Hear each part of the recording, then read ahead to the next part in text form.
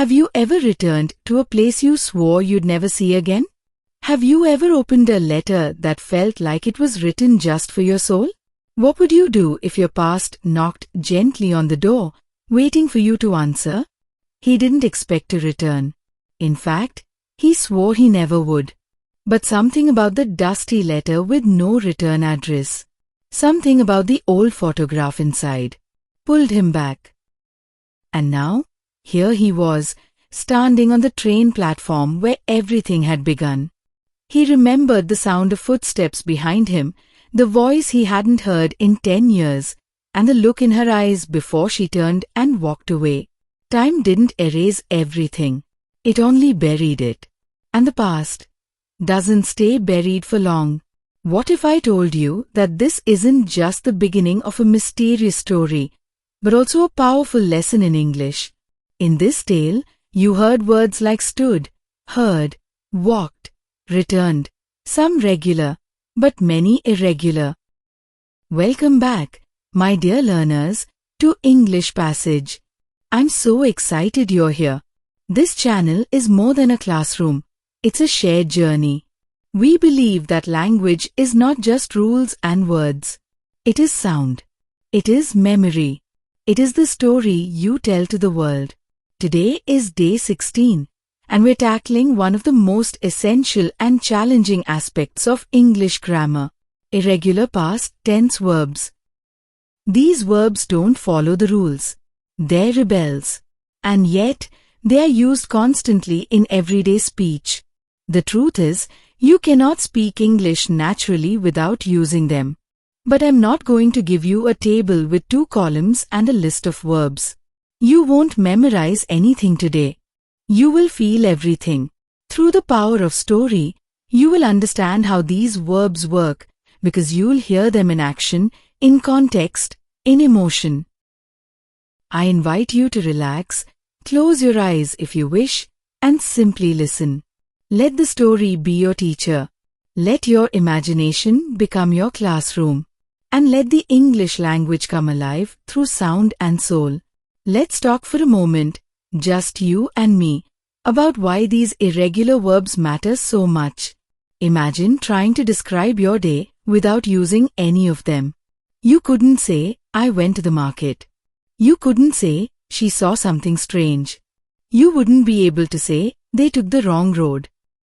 Because these aren't rare, poetic verbs. They're the heartbeat of conversation. They're the verbs of storytelling.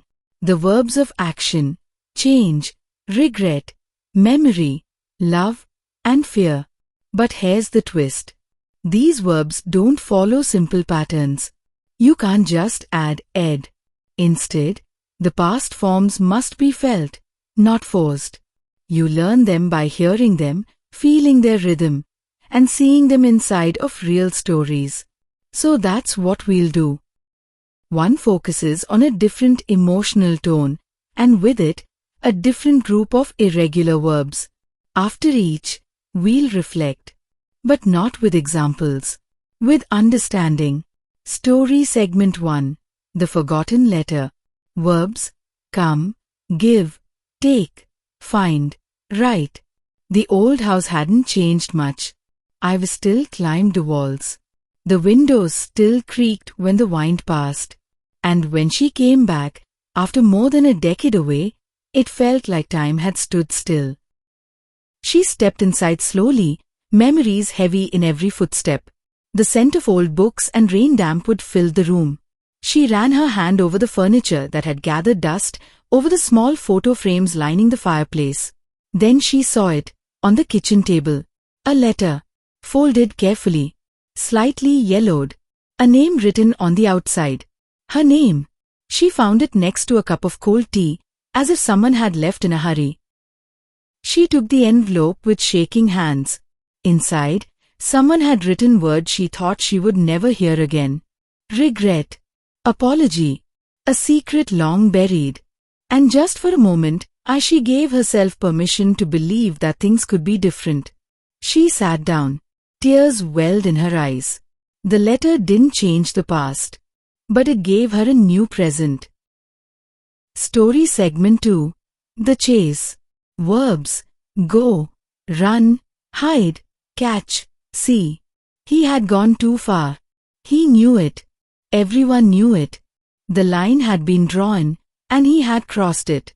Now the city turned against him. The rain began to fall, cold, sharp, merciless. He ran through alleyways, boots splashing in puddles, heart pounding like a war drum. Behind him, shadows moved, quiet, calculating, not rushing, but always present. He ducked into side streets, climbed over fences, slipped through narrow corridors of stone. The night seemed to stretch longer with every step. His lungs burned, but he couldn't stop. Then he saw it, an old, abandoned warehouse. Broken windows, bent metal doors.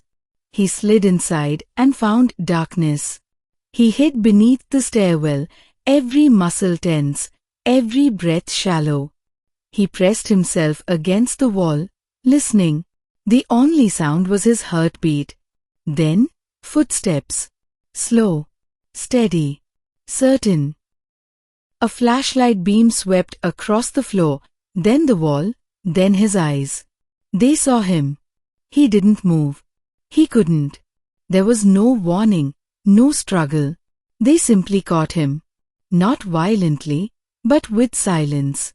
It was as if they had always known where he would be. And just like that, it was over. Reflection. These verbs pulse with motion. Ran, hid, caught. They don't just describe. They race, they gasp, they move. And now, you remember them. Because you didn't read them. You ran with them. Story segment 3. The Lost Tune.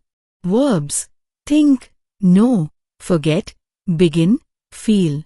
She sat at the back of the cafe, the same one she used to go to as a child.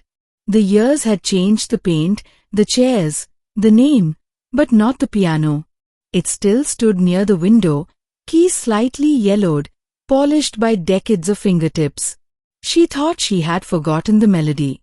It had been buried beneath years of silence and the noise of adult life. She had stopped playing after the funeral. After everything fell apart. But then, someone sat at the piano and began to play. Slowly, softly, like a whisper. The same tune. Her tune. Her hands trembled. Her heart raced. Her breath caught in her throat. She closed her eyes. And suddenly, she knew the notes. Every rise, every fall, every pause. Her fingers moved unconsciously, tracing invisible keys on the table. Her mind felt heavy with memories, but her chest expanded with something else, something almost like peace. She remembered sitting next to her father, learning each note, laughing, crying, living. She had tried to forget, but the music wouldn't let her, and in that moment, nothing else mattered. Not the people, not the years, just the song and the memory it carried. Reflection. These verbs are soft, reflective. They speak not of action, but of memory and emotion. And that's where language becomes real, when you feel it before you speak it. Story segment 4. The Dreamer. Verbs: sleep, wake, speak, drive, drink. He had slept restlessly that night. His dreams were fragments, shadows of people, echoes of voices. The same dream returned again and again. And always, she was there. She would reach for him. She would speak, but the words were blurred, like wind through water. He tried to hold on to them, but they slipped away every time. He woke before dawn. The world outside his window was quiet, still painted in blue and silver. But inside, the noise remained. He didn't pack. He didn't change. He just grabbed his keys and drove. No destination, just motion. The road curled through the hills like a question with no answer. Hours passed. He stopped at a diner near the sea, the same one they had gone to years ago.